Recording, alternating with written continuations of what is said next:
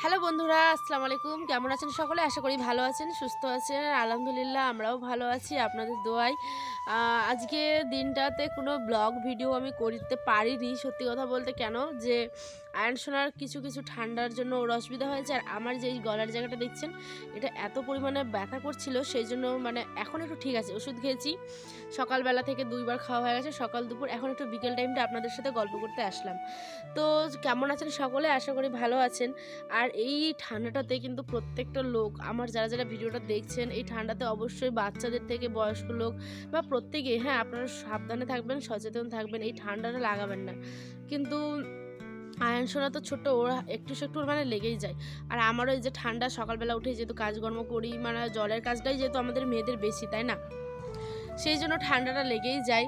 তো কি করব, ওই জন্য আমি একটু বাড়ির পিছন দিকটা এসেছি আপনাদের সাথে গল্প করার জন্য আর কিছু মনের কথা শেয়ার করার জন্য। ঠিক আছে? মানে বলতে পারেন যে আমার introduction একটা ভিডিও অনেক চ্যানেলে দেখেছি যে করে থাকে, কিন্তু আমার চ্যানেলে আমি ফার্স্ট টাইম করছি। তো আশা করি ব্লগটি ভালো লাগলে আমার পরিবারের সদস্য হওয়ার জন্য আপনার কাছে অনুরোধ রইল। চলুন, কে কোথা থেকে দেখছেন অবশ্যই কমেন্ট করে জানাবেন, হ্যাঁ? আর এই যে চুলটা খুললাম, মানে চুলটা তো ভেজা থাকে, তো সেই জন্য আর কি স্নানের পর অনেকক্ষণ রোদরে ছিলাম। তারপরে ভাবলাম চলো ব্লগ তো করিনি আজকে।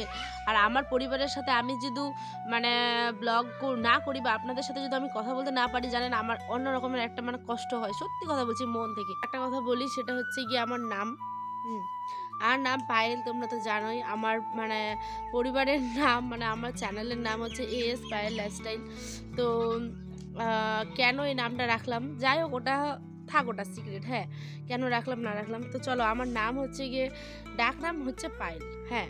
আর আমার যেটা কি বলে আসল নাম, মানে নিজের নাম আর কি, তো এটা হচ্ছে অস্মিতা পারভিন। যে কারো দুটো নাম তো থাকেই, তাই না? একটা নিকনেম, একটা ভালো নেম। তো আমার নিকনেমটা হচ্ছে পায়েল, তাই আমার এই নামটাই ভাল লাগে, পছন্দ লাগে। তো ছোট্টখাট্টোর মধ্যে সুন্দর আর কি আমি মনে করি। যাই হোক, তো পায়েল নামের জন্যই আমি এই চ্যানেলের নাম রাখি পায়েল। আর আমার ভালো নাম হচ্ছে অস্মিতা পারভিন, ১ নাম্বার। আর ২ নাম্বার হচ্ছে আমার বাড়ি কোথায়? আমার বাড়ি হচ্ছে মালদা ডিস্ট্রিক্টে, বাবার বাড়ি। ঠিক আছে? আর আমার এখন বিয়ের পর আমার শ্বশুরবাড়ি হয়েছে উত্তর দিনাজপুরে। তো ছোট্ট গ্রামেই থাকি আর কি। হুম। আ তারপরে আমার বয়সটা কত? তাই না? তো আমার বয়স এখন কত হতে পারে? এই ধরুন ২৩ থেকে ২৪। হুম। তারপরে কি বলবো? আমি কতটা পড়াশুনো করেছি, আমি এমএটা কমপ্লিট করেছি রিসেন্ট ২ বছর হলো। ঠিক আছে? আর সেটা আমি রায়গঞ্জ থেকেই করেছি, রায়গঞ্জ ইউনিভার্সিটি থেকে। তো করব। হুম। আ অবশ্যই তোমরা চ্যানেলটা সাবস্ক্রাইব করে রাখবে যদি আমার মানে চ্যানেলে তোমাদের পছন্দ হয় বা ভালো লাগে। আমি হয়তো গুছিয়ে তো প্রফেশনাল ভাবে কোনো কিছু বলতে পারছি না। আমার যেটা মনে আসছে, আমি তোমাদের মতোই সাধারণ একটা ঘরের মেয়ে, সাধারণ একটা বাড়ির বউ বলতে পারো। ঠিক আছে? আর একটা সাধারণ মেয়ে, সবথেকে বড় কথা। তো সেই জন্য আর কি আমি আ এবার তো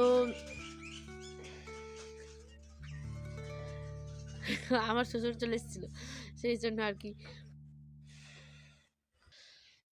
তারপর আর কমপ্লিট হয়ে যায়, হ্যাঁ, তারপর